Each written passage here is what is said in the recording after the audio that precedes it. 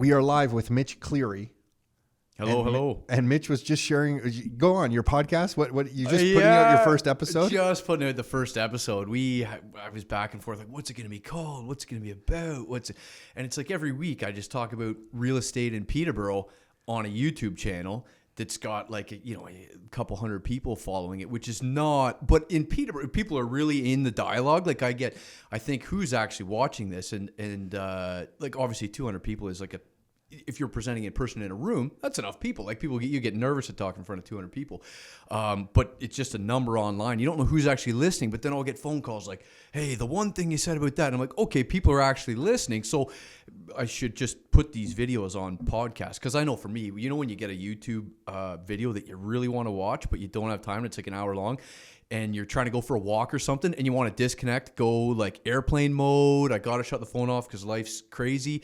And you can't do it with YouTube. And if you even hit the button wrong, it like can't, you know what I mean? And you just want to listen to the video. So I'm starting to put it on. It's just my YouTube like market vlog from the Peterborough area going up. How would people find it? If they just search your name, Mitch Cleary? Is there a name of the YouTube channel? Probably. It's going to be whatever my wife has named it by the end of this afternoon when she uploads it. Because she said, do you have a name? She said, do you have a name? And I was like, no. Okay, so you know what? We'll put a link to your YouTube channel in the show notes of this episode. That's so amazing. That people can find it, right? That's amazing. So, and then what are you sharing? You're sharing market insights into Peterborough. And the reason that you know Peterborough, tell me more. You grew up there and your family's from there, or your family was building homes there. What's the story again? Yeah. So family is like multiple generations back, way back actually. Just a fun point, just because it's new info to me. So it's still super interesting. As I went on ancestry.ca recently, and man, that rabbit hole. Because I know I've heard you guys talk to genealogy and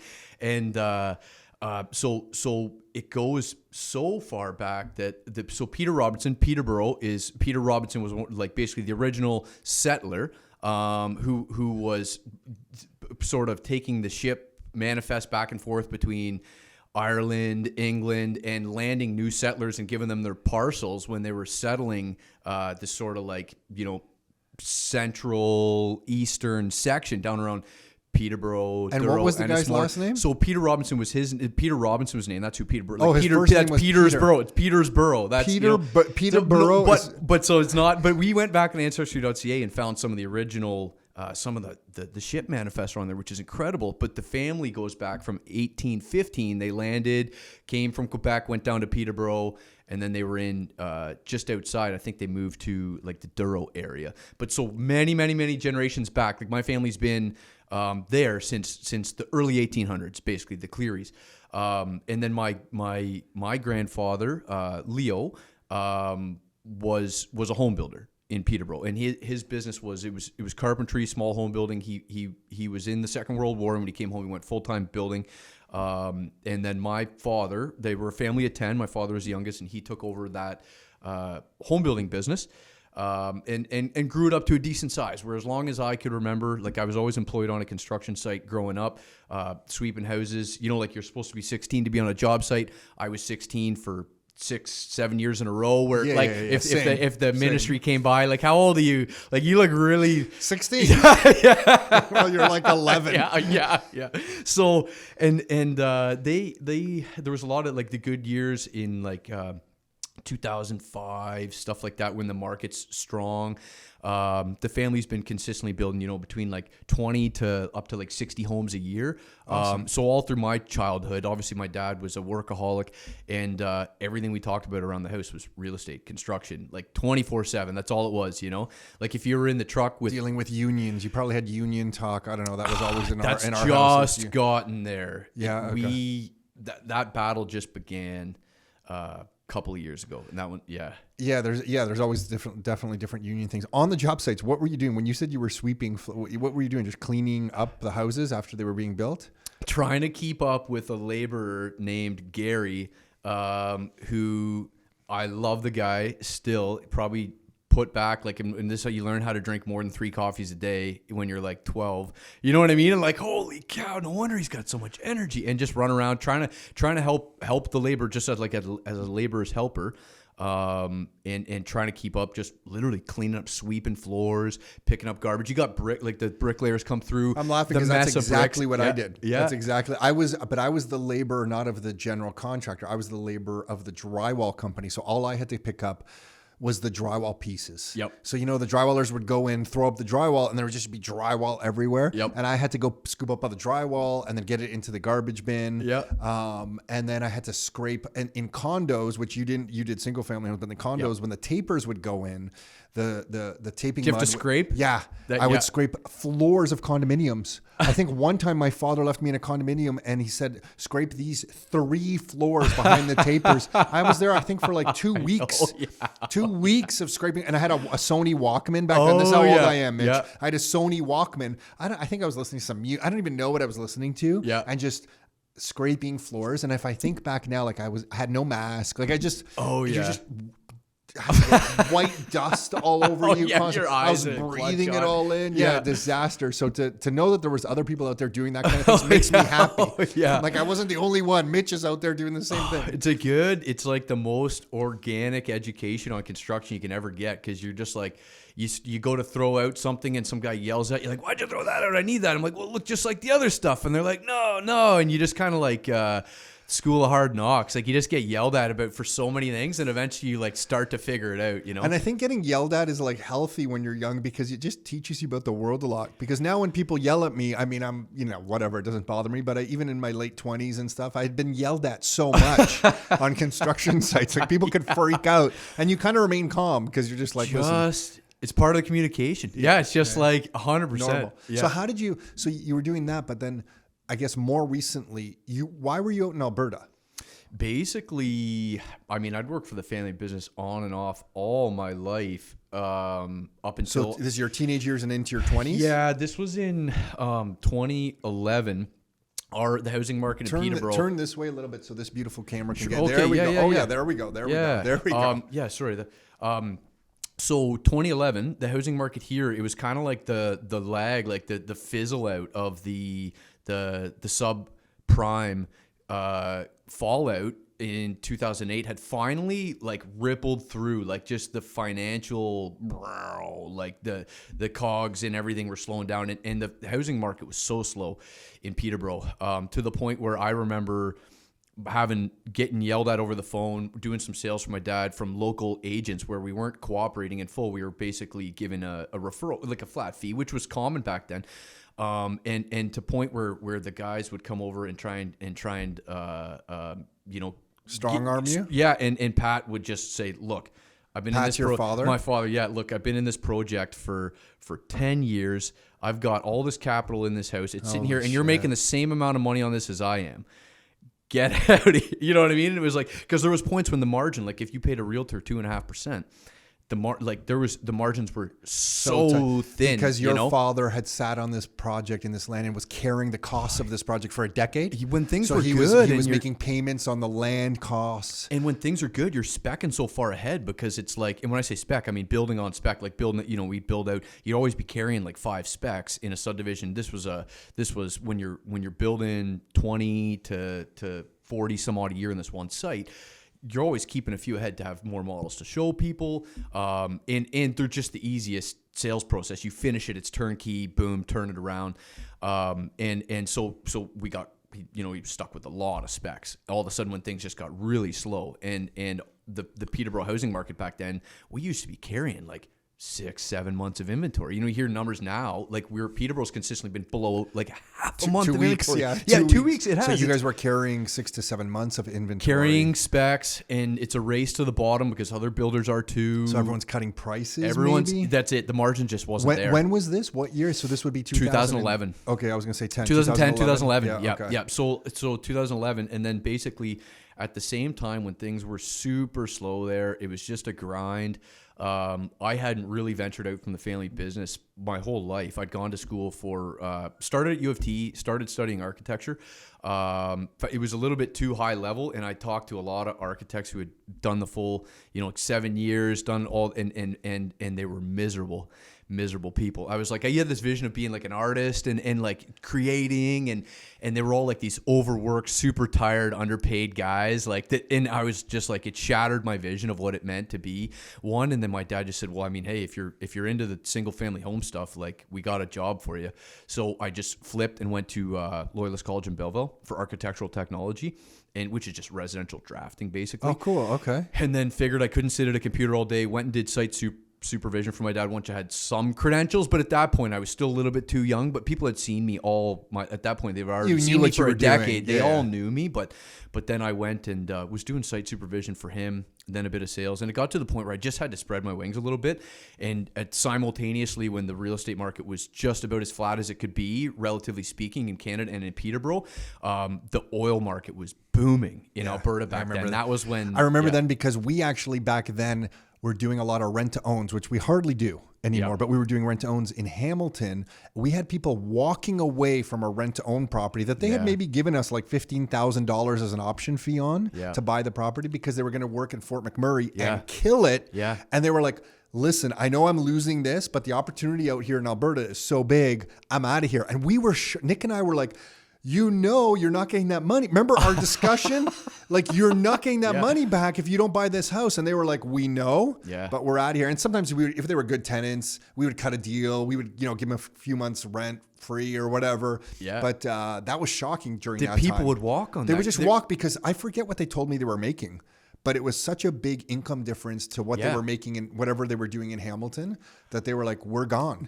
Yeah. So it was back then. I was partway through my real estate license back then. And I remember being fascinated with this number, $100,000 a year. Some of my buddies who had graduated like Western University Business School, and they were working with these, they're doing analytics with hedge funds. And some of these guys were starting to make, a very select few of my friends could claim that they were getting near six figures, which back then it was like, I feel like that was like 250 or something like relatively speaking, it was a big number.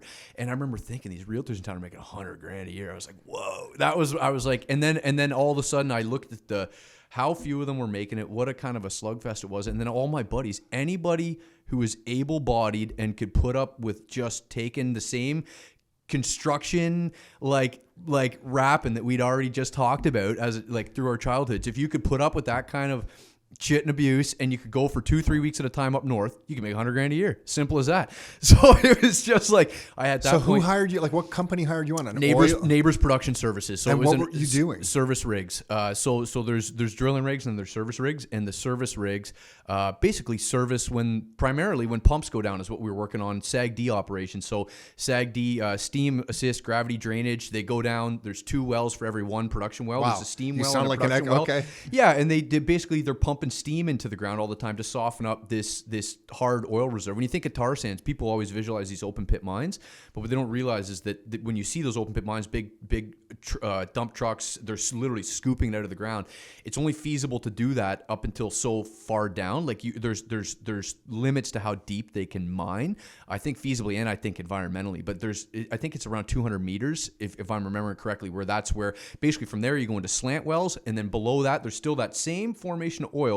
If you visualize it in like if you're slicing the ground into slices, or you're looking at like a cake, the same thing that's right at surface in Fort McMurray, you just go a couple kilometers each direction, and it starts going where instead of at 200 meters or 150 meters or almost at surface, it's 300 meters down, 400 meters down, 500 meters down. Exact same oil, tar sands, but you can't.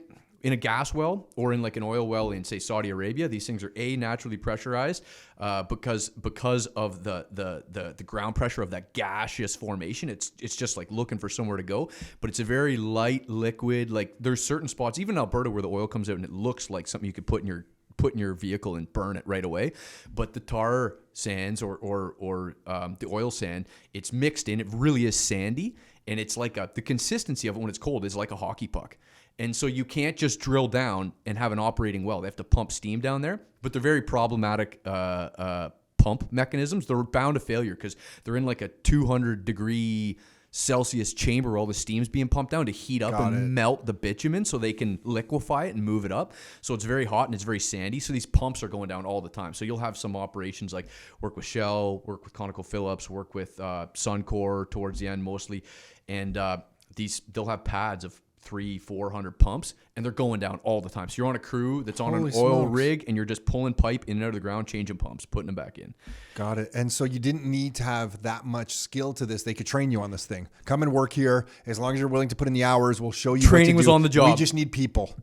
Bodies. So this is Fort McMurray area. This is all Fort McMurray area. So it was like as quick as people could show up. And once our Peterborough buddies all started, we all got a reputation. They knew we were like these kind of blue collar, small town guys. We were very similar to the companies based out of Red Deer. And Red Deer and Peterborough are almost like carbon copies. Are it's they? like I've been to Red Deer. Yeah, maybe versus like size-wise. size-wise and just sort of like in the mentality, between like bigger cities. college-y in between. Yeah, like our proximity, like just like their proximity to, us between like Toronto and kind of Ottawa. They're like Edmonton and Calgary. They're kind of in between. And it's like it felt very similar. So we kind of just, this crew of Peterborough guys was down there. And then if you knew somebody who vouched for you, you were out working before. Wow. There was almost no HR process. Call somebody, they got you fit in coveralls. You were up north for like 3 weeks working. 3 weeks, and then do you come home for a week? Is that what you're saying? 3 weeks? It was supposed to be 3 weeks. I had 21 on. Okay. The minimum reset period was 3 days. So we did that quite a bit. So you would just take 3 days off. 3 days Where off. are you living, in a motel there in Fort McMurray? That's when the prices were like, crazy. You couldn't find housing up there. We were living back then. There was like 8 of us renting these 2 sets of 4plexes side by side, all Peterborough guys, all like 21, all making $100,000 a year. It was shit show. That's a student rental on fire. Holy shit! All making $100,000 a year, like in our young 20s. No wonder the price of Tim Hortons coffees up there were going through the roof. You guys are all flying around, throwing money around everywhere. But so that's a deep tangent down that. But then once you go to that, like, so here's the thing is I went out there and I did that for a little bit of time, and I made my money, and you save it so quick because you're not spending the money. Like you're in a real estate business, you're wine and dining with people, you have all these business expenses, you're literally locked up in a camp while you're up there working. A lot of them are dry. And even when you're not, if you're at a place where you could spend any money, you're working such crazy hours. You can't only get so much in trouble, and then you come home and you only even have so much time to spend the money. So you're just banking it at your savings rate is huge. But then I decided, hey, this is quite the racket. I'm out here minus 40 all the time. I know I have the smarts to go and finish. I was obsessed with economics. I was like you guys, always self-educating, reading. I'd be there back in the room reading, books about the Federal Reserve. And I was like, I want more. There's got to be more than this. I want to keep expanding. So I went to go back to university. I went back to University of Toronto after, I think it was like a year and a half on the rigs. And I wanted to go I went for financial economics this time. I was still a member in good standing after my year of sort of general studies with a minor in architecture. Went to go do financial economics, want to go hedge fund direction, I'll do all that. And I thought those guys were the masters of the universe. They understood everything. They didn't, you know what I mean? And so, but then after like 1 year, all these kids are like, yeah, I'm graduating next year. At that point, I'm in my bit later 20s, and I'm with these 18-year-olds. Like, one of my buddies just graduated. He got hired, making $70,000 his first year at this like accounting firm. And I was like, what? Like, $70,000? Like, yeah, like with any luck, he'll be making 100 within like 5 years. And I just was like, what am I doing? I'm going back to the rigs. And I was like, you just did the math on it, and you're like over under on your cost of university at $20,000 a year, and then living in Toronto, and like how deep I was going into debt.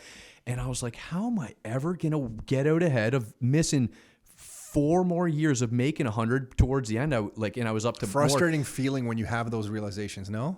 Yeah, it was. And it was just like, what have we've been fed a bill of goods on that whole education. I was like, why would I not? It was so clear. It didn't matter whether I was smart enough to finish university or not. I was like, I'm going to go make $100,000 a year for the next 4 years, bank $60,000 a year, and then do, and So is that what you did? You went back? Went back for another basically 4 years to the rigs, because it was still, the family business was still here. It was all good. It was, I could come there, but there was no $120,000 a year position for me. You know what I mean? Totally. Like, Here, Mitch, welcome to the family business. Like, you know what I mean? Yeah, like, here's $12, yeah, not $120,000. You know how it is, yeah, right? Totally. So, so then you're there for 4 more years, and then what is that when the energy whole thing changes in Alberta?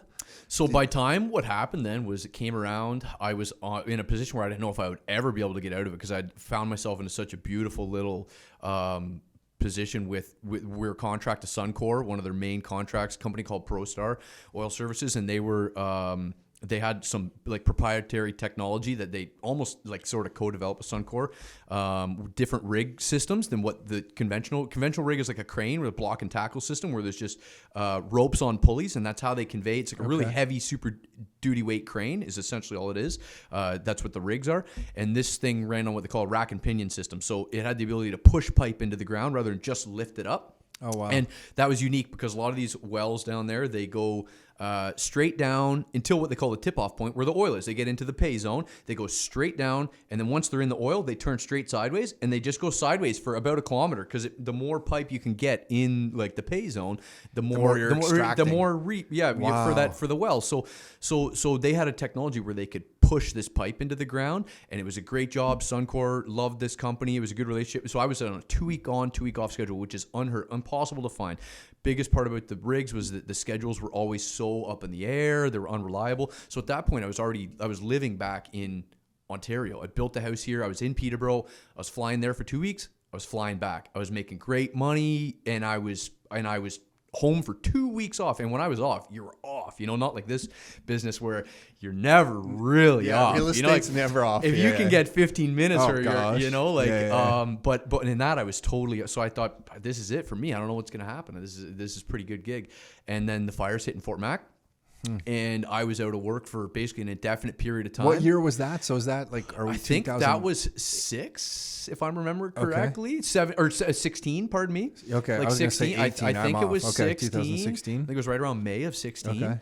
And at that point, so I came home. I was sitting, and we were just waiting on when things would fire back up on our rig, and a lot of those man camps that we were stationed out of to do our job were occupied by Fort Mac residents, like emergency protocol. People were being moved into the camps, and not only that, they weren't going to start up these jobs and bring more people into these camps and bring more people who were non-residents of Alberta and all this stuff, like non-necessary activity when the fires were going on. It was like everything stops, and it was like every 2 weeks, we'll call you in 2 weeks with another update. And a couple months went by.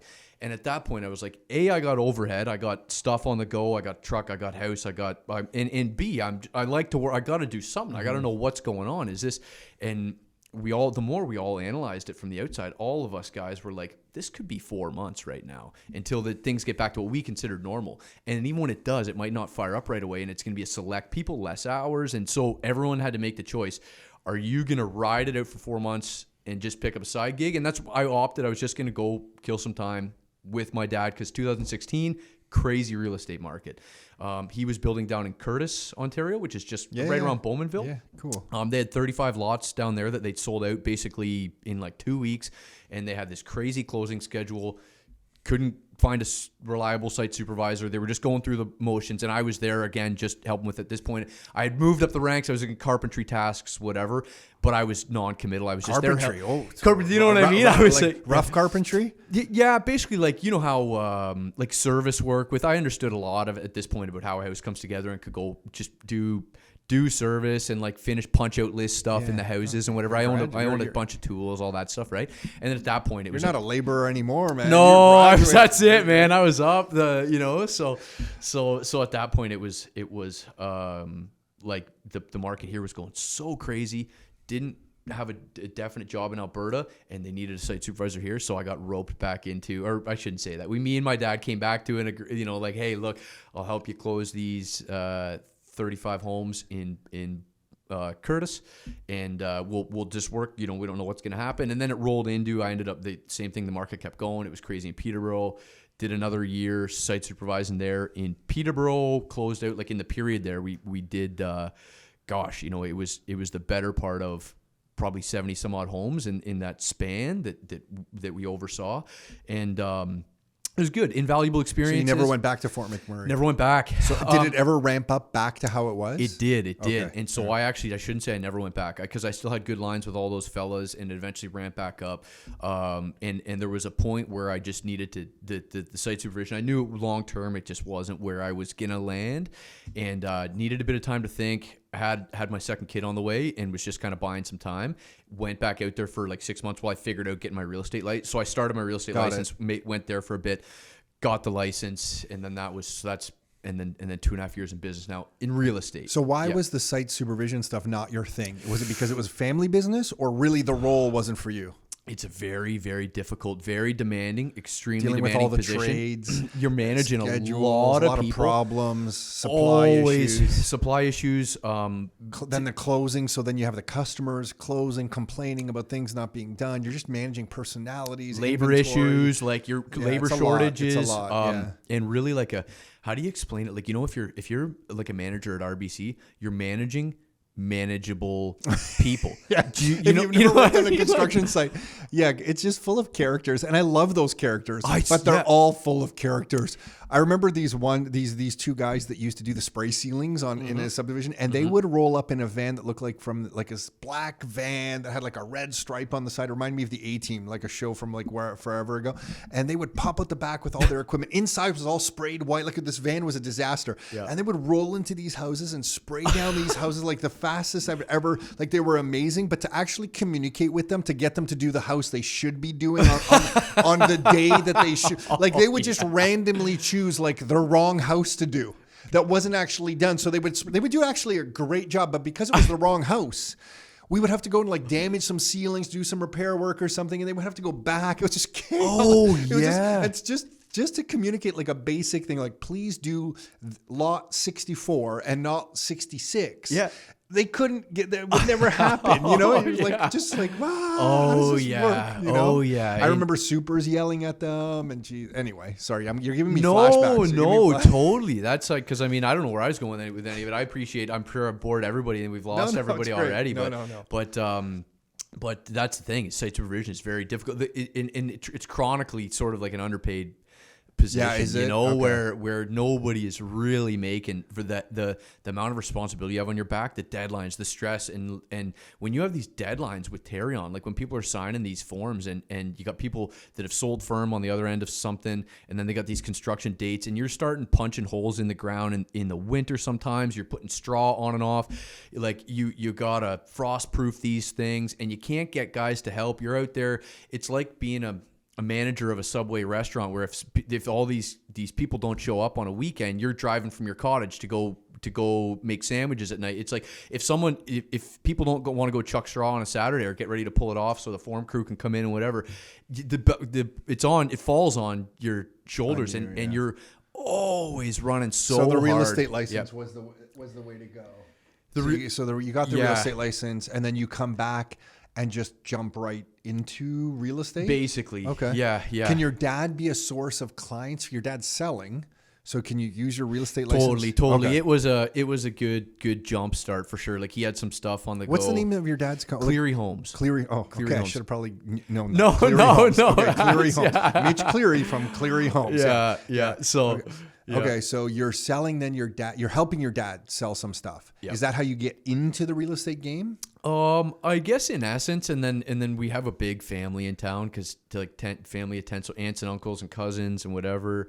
Like the first day, like I had my license first week, I had a listing with my aunt, and then that my one cousin was looking to buy, and then it rolled really good. And thankfully, it was one of those things, because of the family business growing up and because of my background in the construction, I'd been having these conversations with people for years. I was one of my first friends to buy a house originally, and then have an investment property like early on in the game from working out west and whatnot. So it was sort of organic. I was always having these discussions with people anyhow about real estate and about houses. So people already flipped over real quick, where as soon as I had that title, it didn't take long to, like a lot of my friends, we'd already been talking, and they knew I was obsessed with real estate forever, way back. I was always like trying to show, like, rich dad, poor dad, just like, if you're passing out books. Yeah. I was always passing out books to people. Were you? Cool. Yeah. So people kind of, it went from there. And then so in Peterborough, where you start doing, because I feel like you work with some investors right now. You do everything. A pretty good blend. Like the investors have like we just sold a place last night for some investors who were cashing out on one of their places. And obviously we sold it to some investors who are entering the market right now. It was an off market. So how would you describe, for someone who's not familiar with Peterborough? I just feel like Peterborough's for you guys living in the area, you're probably pissed off because it's like exploding and it's going to continue to explode whether you want it to or not. Yeah. The people are coming whether you want it to or not. So Peterborough, the way you remember it growing up, it's gone. Totally, it's gone, it's and it's going to long continue to change. But for someone living in Toronto, can you describe Peterborough? Like, what are the types of houses out there? What are some price points in 2020? Yeah. Just give us, like, paint a picture for someone who's not from the area. Totally. Because a lot of people think of Peterborough and think, well, I'm just like cottage country right there. Yeah. Like, so how do you explain Peterborough to someone who's not from that area? Yeah, so we do get a lot of, obviously there's a lot of boomers looking for waterfront properties now, like sort of COVID was their push over the edge. Like, I might move out of the city someday. And there was a really big influx of that. Like, they're at the point where, okay, I'm retiring now. A lot of people, so our waterfront absolutely exploded. As much as our prices in the city exploded, the waterfront. Because are there lakes just right around Peterborough? Very close. I feel like I've been at lakes all in different areas around Peterborough. Totally. And there is, so to the south, there's Rice Lake, like from 15 minutes to the south, there's Rice Lake, beautiful lake, great fishing. And then, depending on where you are, like if you're downtown Peterborough, Rice Lake, you could probably get there in 20 some odd minutes. And then if you're downtown Peterborough going north, you can be to Shamong Lake within probably about the same amount of 15 to 20 minutes. So and then those are all there's Shamong, Stony, Pigeon, all these lakes are connected on the Trent Severn Waterway, which is actually one of our biggest like national and provincial assets. They have put so much money in that damming system because it was an economic resource back when we were such a logging oh, got it. So that's industry. How they pulled out the lumber from the back area? in the day. It started transitioning like you're talking way up where you can go from Simcoe all the way down into basically like Lake Ontario, in a lot of so some lakes you get a lot of landlocked lakes around Ontario or in around Peterborough and Havelock area, and then you get a lot of them that are on the Trent Severn Waterway on the canal system. And that's what Peterborough's the lift lock is one of the most important. Like, it was a pivotal part in the process of completing that system, like an engineering feat to have that hydraulic lift lock. It's a big deal. It's starting to fail now, but that whole system. So we're connected on the system. So from those lakes, they're very sought after lakes because you can go really far in a boat. If you're a boater, you're not trapped on your little lake. Sure. All those lakes are beautiful. Explore. They're connected. Yeah. So they're really good lakes. So you have the waterfront. And then in Peterborough, we have a regional hospital. So you're pulling from even as far like Coburg. Mm-hmm. A lot of people will know Coburg down by the water and stuff like that. Peterborough serves a large area with its hospitals. For a long time before we had this recent sort of like COVID, like GTA exodus boom, we were an older population than Ontario as a whole, so we were more of a retirement community, generally speaking. But we have a university. We have Trent University. We have Sir Sanford Fleming College, and we have Seneca College, which is a flight school. So we have a pretty good student population. So there's a good student rental base.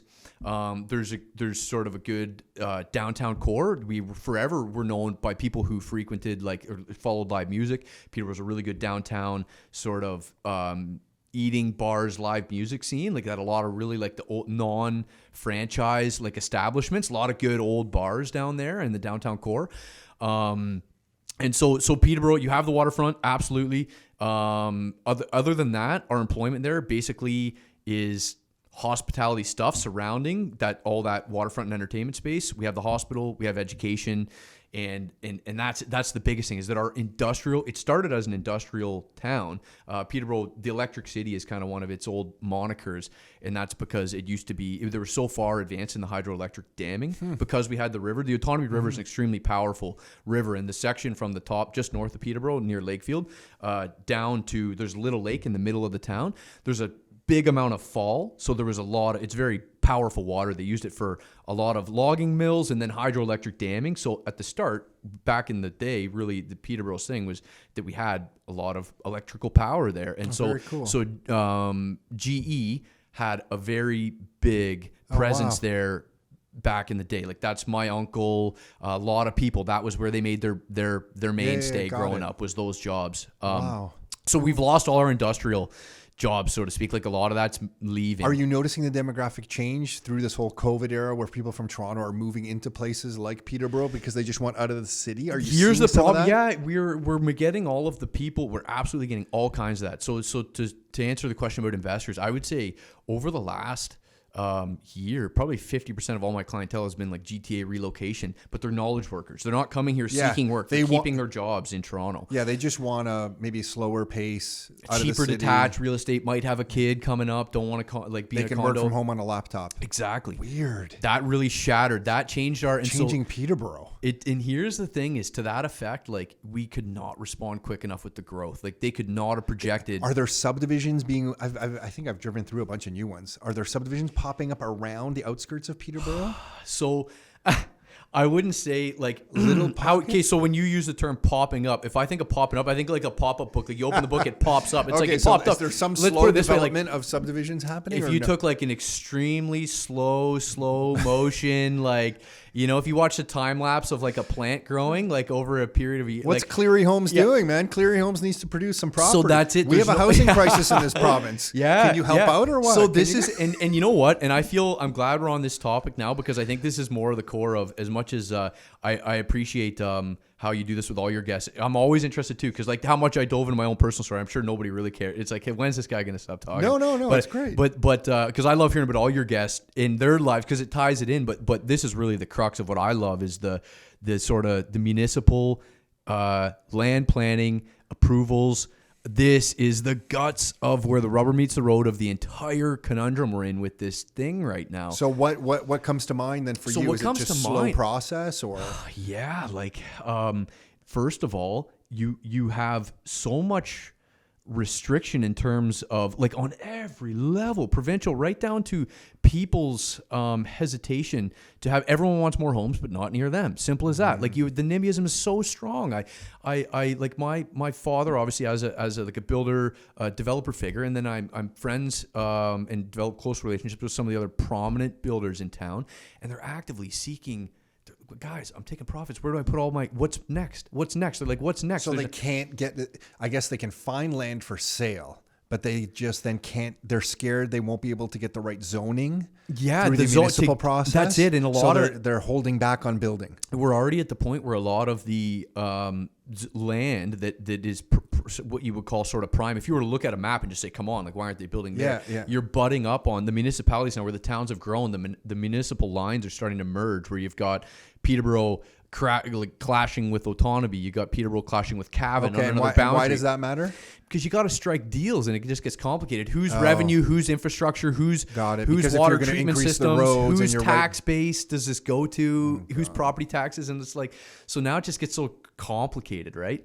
Where you need the municipal, because everybody's got their own incentives. Like the municipal actors in Cavan, schools need to be built. Schools need to be Roads, built. Sewer systems. everything. And then if it's all close to the different lines of different regions or different cities, they're arguing about who's paying for what. Because if you build a subdivision area, is the school going to be in that area? Is it serving the other city? Do they contribute to paying for that? Yeah. Like how far can we stretch gas lines? Whose water treatment system are we using? Who collects revenue from the tax base? Like there's all these discussions that go on. And I only preliminarily know, just through osmosis, picking that stuff up. But you get that and there's just not enough land in there's stories of projects, and I'm talking like firsthand, won't name any names, but projects that have been totally green lighted, like mid-sized town, like 3-story townhouse developments, gonna bring say 30 units online, fully approved.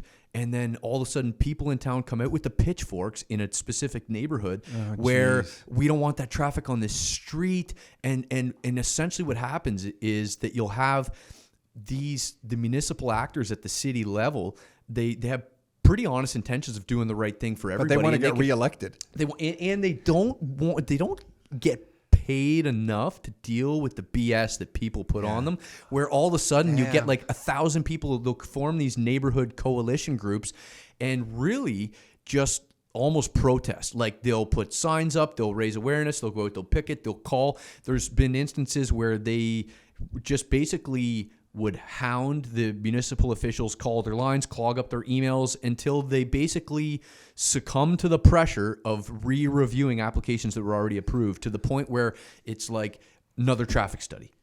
Another traffic study, another land use planning study. And so these developers would, so to speak, like one good friend and associate there say, like, he's saying, I'm at the point where I'm doing studies on my studies, because every time this backlash comes from the NIMBYism, the wedge in the middle is you have the municipal councilors, city council, that want to get things done, but they're torn between such, and then they just don't get paid enough. And if those are the people who are re-electing you back into your spot, and you're not financially independent yourself, you're kind of depending on that municipal job to get re-elected, and they're threatening you.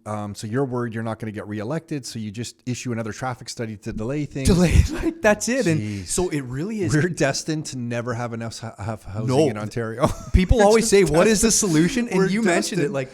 I heard your talk with, was it Sasha? Yeah. And how do you say his last name? I know you nailed it. Yeah, Choo-Choo's now. Choo-choo, like a train. Yeah. Before. I had it all wrong. I remember because he nailed it about, and you guys, this discussion keeps coming around about, will home ownership as a goal fade away?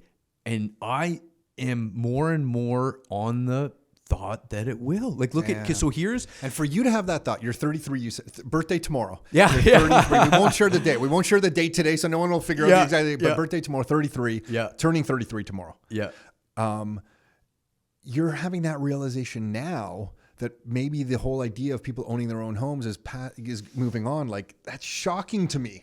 That like your generation would start having these thoughts. Well, here's the thing: it's in not Canada with as much land as we have. It's dependent on, you see all these memes like out there. It's like on Instagram where it's like the millennials are like this, waiting for this housing market to fall over. They're like, they think they can poke it with a stick and it's ready to go, and they're waiting for this relief. Like they're waiting for. It's not coming. No, it's not coming for many reasons. Not only for the global debt issues that are causing interest rates to stay low forever, which drives hard asset prices like real estate. Yep. But then the municipal challenges that we have, where nobody wants anything built in their backyard, whether it's downtown Toronto, totally, or Peterborough, or I don't know, Milton, Hamilton, and no one, Guelph. Nobody wants anything built next to them. You got this problem where easy money comes into the system. There's no new housing created. Prices go up. Then the children of the people complaining that they don't want new houses built, they'll also then complain why prices are so expensive and their kids have nowhere to live. And I know it's and it's like the only, you can't even make this up. No, it's so true. It really is. People got to understand. Like, everyone's like, well, once rates go up, like, prices are going to drop. And it's, but you don't understand. Relative affordability will not change. Yes, prices will drop because the monthly cost of ownership, and I'm talking like in extreme interest rate scenarios where just the most basic math, if they ever, and I don't believe they will, raise them as much as they, like, here we go already with Ukraine, like, here's announcement supposed to be tomorrow, just wait.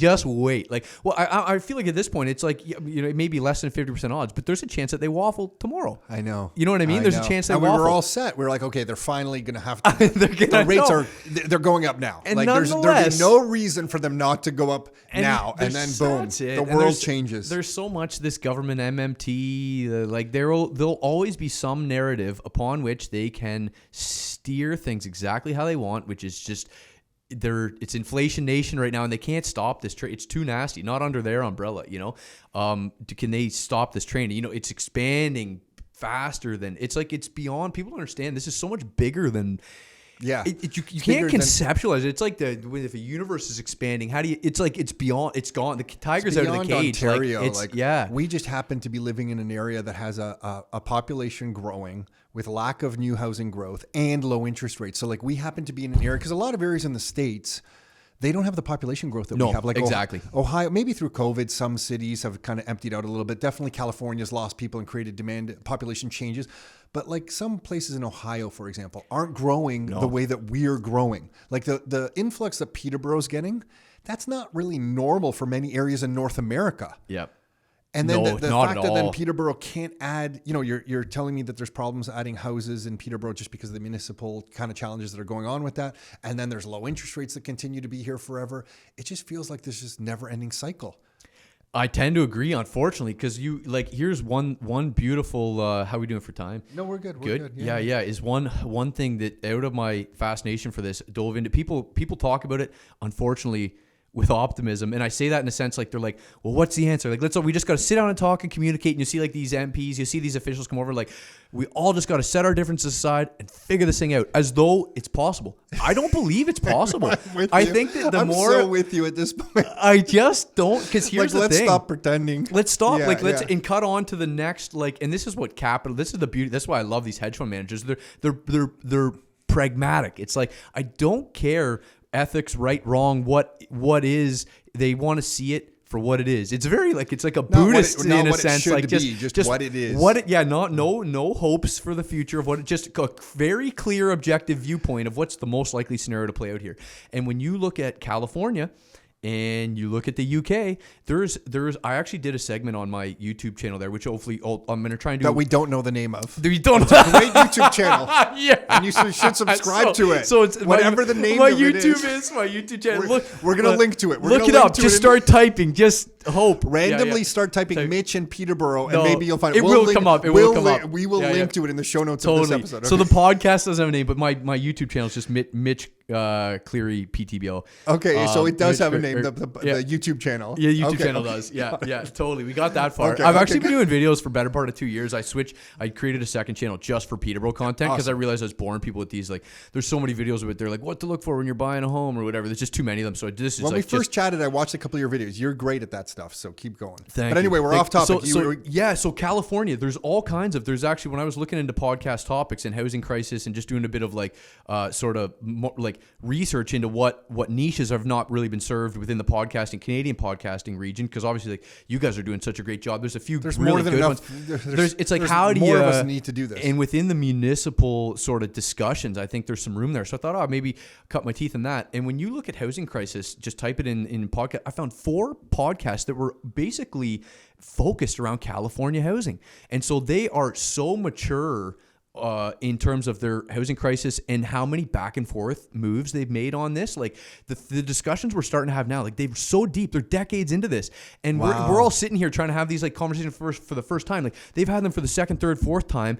The history, the playbook, not the playbook, because there is no playbook. The chronicled dialogue, recorded, it's like there's like a blockchain history of municipal failures to solve this problem through California. It's all that's a good point. It just hasn't worked. Here's what happens. They've tried at the state level ramming through banning, abolishing single family residential zoning. Okay, and it didn't work? It didn't work. Every single time pitchforks come out, like within the state, you got Sacramento, Golden State, Cal, you have all of these areas that are like hubs, like countries in and of themselves almost. Mm-hmm. They are just powerful. With a lot of people with money. A lot of people with money, a lot of special interest groups, a lot of forces there. Got it. So even though they pass something like that, people just kind of fight back. These bills have made it. No, I only understand the American politics to the fraction that I need to operate as a Canadian in our economy. But every time these bills make it far enough through the House at the state level, it gets just totally flattened by these local actors, and it doesn't get anywhere. So because they thought, well, we can't build, too much land is set off for environmental this, that. The only way we're ever actually going to do this when we can't appropriate the land is we got to designate the existing single family residential to be more units, so that basically everybody can own a fourplex. Which is what I think Doug Ford is trying to push through in Ontario right now. Like just a month ago, didn't he say he was going to try and push that through right now? So they wouldn't be the first ones to try and do it, and the varying levels of success. So California has had success with accessory dwelling units, and they've gotten it up to basically in several parts, it sounds like, of the state where you can have 3. So essentially, you can build an additional one, and then you can have what we have is they don't have basement suites there. It's garages there because obviously you don't have the basement construction. But most people can reasonably, without getting like a rezone or being like an R2, R3, as we would look at it, they can have a lot of areas. They can have 3 apartments. Got it. But it's still one title. And just basically you can have an accessory dwelling unit like a garage or laneway home as we would think of them, and then an actual one attached to like what would have been your garage, like a garage conversion, create another unit. But when it comes to actually getting some of this like just total swath rezoning and no future single family only zoning, because every single time nobody wants it near them because they're worried it's going to bring their property values down. It's the same problem, and it just goes around in circle. And then further to that, look at how this has played out. Like so California, when you, just as we can learn from California, when you listen to these, I ripped through probably went through like 10 of these episodes of a podcast on California housing. They look to the UK because the UK is our predecessor in many respects as well, because they're literally an island. We are an artificial island because look at how much land we have. We just refuse to build on it because we are Ontario, and we're, and you can look at it good and bad for both. Peterborough's our escape hatch, man. We get through the greenbelt there, and then we're in Peterborough. Man, that's it. Yeah, honestly, it's a release valve. People don't realize it is that's the channel. People don't realize the greenbelt. It's blocked off. You can't use it. But they look at the UK. That's interesting. They're trying to learn from them. Like, but what successes can you point to? The same thing. Like, their housing's astronomically expensive. It's passed down from family to family now. Rents are astronomically expensive. Like, where internationally, where can you find one success story where it's like they broke through all this municipal minutia and they have affordable housing, even in the face of population growth and cheap money? No one really solves it. I don't think anybody solved it. And it's kind of sad. I guess it's because, and it's something that we've talked about, that, I guess because I can remember when it was possible for anyone leaving university, getting a reasonable job, almost blue collar, white collar job, doesn't matter. You can kind of buy your first home. Because I have that as a memory, I feel like it should be that way. And I hate saying that maybe we're just getting past that and people just have to accept that they're going to rent because no one can afford. And I can see how that's coming. Yeah. But part of me doesn't want to give in. I know. Because I feel like I like the Canada where people own homes and build some equity in the homes. And then if you layer on the economic debacle by the central banking system that is rewarding asset owners who happen to be homeowners, if you don't have a society or community that a lot of people own their own home, they're not benefiting from that. So it kind of just destroys the fabric and the culture of the area we live in. And it kind of bothers me. I know. Now, so I guess it's all a trade-off. Like, like in every situation, there's only 24 hours in a day. You give 1 hour up for one thing, it means you lost another thing. What do you, and we only have so much land, and we do have so much land. But when you think of infrastructure, it's difficult to spread across the country. Totally. It's the sprawl is what everyone wants to avoid. So you're thinking that we just have to accept that's going to happen. Well, here's a good example. You ever heard of a guy named Thomas Sowell? He's an economist. He's kind of like a Chicago guy. Know the name. Okay. Very prominent, like Hoover Institute, like very one of these kind of smart dudes. Libertarian, like extreme libertarian. Okay. I wouldn't say like, Milton Friedman, like extreme libertarianism, like everything will sort itself out, free market economics. Thomas Sowell, very free market economics, but he has a great book called The Housing Boom and Bust, and it's him chronicling like the political rise, fall, and the back story of the 2007-2008 subprime crisis, which was in the works much before. There's all these I can't even remember that, like House America Acts and stuff that were in the work well before that predated people getting these subprime loans and the banks not even be able to hold them on their balance sheets, and it was more or less the government ramming it down their throat that they had to lend to people who weren't, because home ownership as a goal. But throughout it all, a big thing that follows in the storyline was the parallels between, or the differences between, how California and like Florida and New York reacted in the run up to the pricing spike, and then the fallout versus Texas. And the core difference, as he outlines it, is that these other places, the California markets, they rose higher and they fell much harder. The volatility was so insane. And Texas was much more stable, didn't rise as much, didn't really fall as much as these markets that went, dropped 40%. And it was all to do with land use planning, where they said basically California is very similar to Ontario in a sense, where like the green preservation, just how we have, all our governing bodies, ORCA, wetlands, very, socially liberal, so to speak, in our conservationism, if that's the word. You know what I mean? Like, Sure. we're very saying Green. Texas didn't Texas have didn't have that. They were just and that allowed them to just develop better. free market economics prevailed. Like, there was a bit that you guys talked about. I can't remember who was on your show, but it was exactly to this tone, and it rung out with me, where you basically said capitalism doesn't really exist. True capitalism within the home with development market doesn't exist.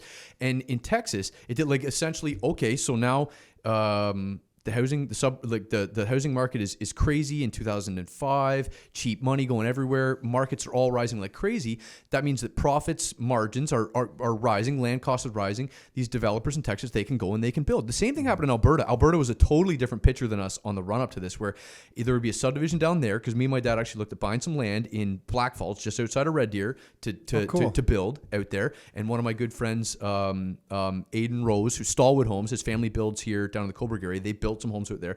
We talked to him about it. He said it's so different, where you see a subdivision here, there's like one or two builders in it, and down there would be like 20 builders in a subdivision, and you had to ask, why is that? Like, what's the difference? Why would there be so many builders? It was so easy to buy, get approvals, that all these people were doing it. And when you sell to a lot of builders, you spread your risk, and two, you get your money quicker. Because typically when you go in a long, a format around here where a lot of these developers aren't getting paid they're getting some small deposit, and then they're getting paid when the closing happens, which could be decades down the road. And when you sell to these individual people, you can get paid quicker. You can buy 3 lots instead of having to make a commitment of 30. But I want my money. It can move faster. The flow of money is faster. The flow of money, it moves fast. And then where the approvals are fast, all of a sudden, okay, all these people go, now all of a sudden you have 20 builders pitting against each other you have different variety. Have you ever been to an Alberta liquor store?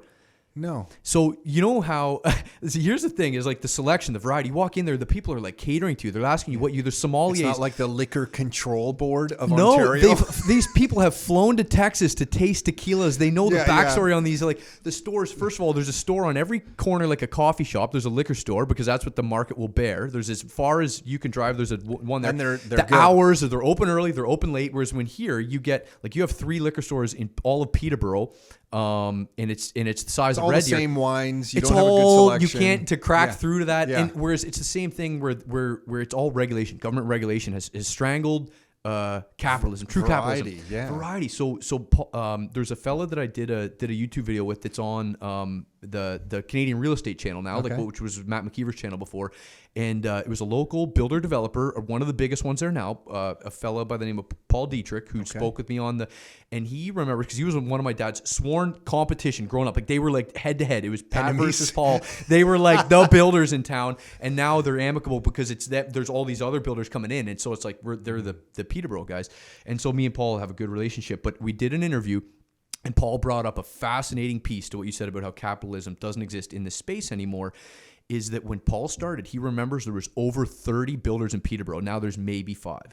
So, and when you ask, why is that? He said, because 30 used to be able to survive. You could buy a few lots, you could build, land was easy to get approved, zoned, and it was plentiful. The ability to develop land was plentiful, and if the market was there for more homes to be built, the market could scale up in kind and build more homes. And now, he said, it's a game of, it's like being in an insurance business. First of all, you need a lot of capital. You need to have a long-time projection. And he said, really, it's not about who builds the best home. It's like telecoms almost. Like, once you're in, and your service can be, they operate more like an oligopoly than it's more like a housing, because arguably, like Paul said, is that any of his competition can let their product slip so far and not advance it. They don't have to be on the cutting edge of technologies, and they will still sell all 30 of the homes that they have in there for similar margins to what he does, because they have the land and they have learned how to go through the maze. They know where to get, you know what I mean? And it's just who understands this game. So we're creating through artificial scarcity of land, whether it be some green belt that we're creating, and I'm not arguing against the green belt, but because of we're trying to protect lands the way we are here in Ontario, or we have cities that don't cooperate to build the infrastructure well.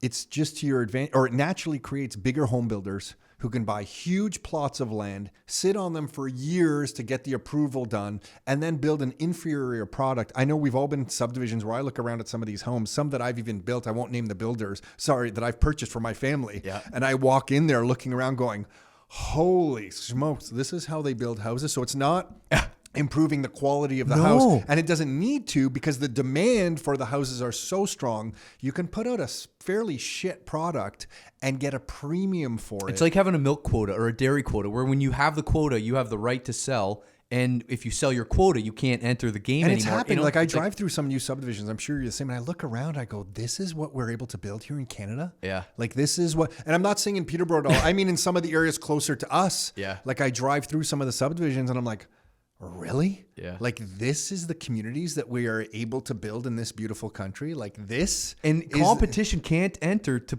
put the force on to up the game, Yeah. and margin pressure. Here's the thing. You buy some land, you project out 10 years, you get it all developed and approved. And by time it comes around, right now, our market in Peterborough has appreciated massively. Like to the tune of where the national home prices are 28-29% year over year. Peterborough has had 40% year over year, which is just so crazy. So some, you know what I mean? Like, so it's massive. And now what happens is there's no, so builders' margins go up. Whereas if there was free market enterprise where people could buy more land, oh, well, prices are going up, I'm going to buy some land, I'm going to speculate, it would drag these prices with certainty. It would drag the prices down. That's how they did it in Alberta, where things just couldn't rise, even in the oil boom.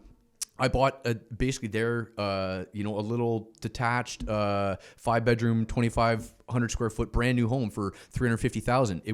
It was basically 3 years of income, you know. Yeah. And even when things were booming and people were moving out there, it never hit that because the builders could build in kind. As many people came, they just kept building, and it's so simple. Like we have like artificial scarcity in Ontario for all these reasons. Yeah. Jeez. So this was, I didn't mean to get pissed off, but now I'm pissed off. I'm like, this sucks. This sucks. I know. Mitch, you're our only hope. You got to figure it out in Peterborough, man. You got to figure it out in Peterborough. Gosh, It's weird times, man. It is really, really weird times. So I feel like I could talk to you forever about this. What are you doing out in Peterborough? Who do you work with? How do people reach out to you if they want to, reach out to you? Who do you like to work with? Who are the clients you like to work with? Totally. Map it out for us. Yeah. So I'm with Century 21, myself and Tamer Kamar, who he's an 18-year veteran in the city selling real estate. So we started the Kamar Cleary team a year ago. Cool. So we got a couple of admin staff. We got a full-time buyer's agent now who is phenomenal. And he is like an investment specialist. He's in paid coaching courses like Corey McKinnon. He's a student of his and all this stuff. And so so we got a really good thing going there. So we're catering to everybody. It's arguably it's harder than ever now to land investors looking for a cookie cutter deal out there. If you're looking for a duplex, people come over all the time. They don't, I want to, can I get a duplex? Toronto, they want a cash flowing duplex. Yeah, Peterborough must be easy. It must be, Hey, Mitch, I'll take 3. Totally. I'll be there Tuesday. Line up 3 for me. I'll just buy all 3. For sure. Yeah. So the cash flow scenarios like that have been gone for a long time, unless you got 50% down. And but the vacation rental properties are good. That must be on fire up there. It's good. Yeah. And there's real margin in that stuff for people. Oh my still. God, the waterfront prices must be just so through the roof. They're crazy. Yeah. Crazy. So, but we're helping anybody who's got an interest in and you'll do waterfront stuff. You do waterfront for stuff? sure. Okay. And I'm I'll be absolutely transparent there. It's not my forte, but we have people who can help. And I'll always have a conversation with somebody to help familiarize them in the city. If we both agree that I'm not the best one to help them, I'll pass them along. We know everybody in the town, so we'll pass them along to whoever's the best. But within the city, in a pretty good radius around it, we feel very confident in that space, and so we're working with people every week. We're buying and selling every week right now, so we got a lot on the go. Awesome. Yeah, Mitch, I love the way you present information, man. Like we didn't know each other before this. We had a phone call. We traded a couple emails. Thanks for coming and do this. It's not close to come to our office, and we didn't even talk about it. But I think you got a flat tire one time coming out here. We had to reschedule. Your wife happened to need a toe out of a ditch today. So thank you for making this happen, man. I really appreciate it. The perspective that you're bringing on Peterborough. Like I grew up in Canada, but I feel like I don't know Canada. Like because I was always shipped over to Europe so much in the summers, I feel, and I don't have roots here. Yeah. So to meet a family like yours and get that history is meaningful to me. No, it's very cool. Honored to really be here. cool. Honestly, it's a pleasure to be here. I'm still not sure how I ended up on, but I appreciate. No, but listen, I want you to know, keep doing what you're doing and do the podcast. We need more of us out there talking the way that you are talking. I think it helps educate people. It gives people confidence. And as much as we maybe talked about how crazy the real estate market is in here, there are opportunities. Like, look what you're doing. There are tons of opportunities. You just need to navigate through. You need to find the right people. And that's why I'm pumped there's people like you doing this. So you need to do this podcast that you're thinking of. I can tell just talking to you today, you're going to be a great podcast. So you have to do this. I appreciate it. So let us know so that we can advertise that your podcast is running. And I just think, I think there are more of us doing it. We can all support each other. I and agree. It's a bigger force. Information rises to the top. Totally. And Totally. Absolutely. So, but Mitch, you didn't hand out the email. How do people find you? Someone listening to this is going to be like, I want to work with Mitch. How do they find you? Yeah, totally. So my email is just mitch.cleary@century21.ca. So that's mitch.cleary @century21.ca or c21.ca. And that's probably the best launch point right there, and look forward to having a preliminary chat with anybody who's got questions. Just if Peterborough was somewhat on your radar and you don't know enough about it and you want to have a chat, then we normally, myself, Sean, our buyer's agent, Jordan, admin, we all kind of get in, huddle around, get a quick face-to-face and just see if it's something that you're interested in chatting more about. So, cool. Yeah. Mitch, thanks for this, man. I appreciate it. Thank you very much. Thank you so much. Hey, thanks for tuning in. You can find every new episode of the Your Life, Your Term show on all the major streaming platforms. So Spotify, iTunes, Google Play.